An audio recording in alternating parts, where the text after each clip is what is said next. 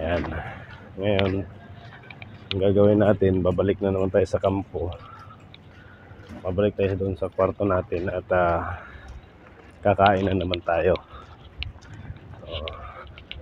Kukuha muna tayo ng kutsara at saka tubig, tsaka tayo kakain para makapagpahinga tayo ng maaga. Kasi bukas, bakbaka naman bukas. May pasok na naman tayo bukas. Diba? Kaya hirap. Kakain naman tayo. Ganoon lang ano dito guys, pagkatapos mong magtrabaho, bahay, laba, trabaho, bahay, trabaho. Paikot-ikot ka lang dito. Okay guys, hanggang dito lang tayo. Bye bye. Thank you for watching.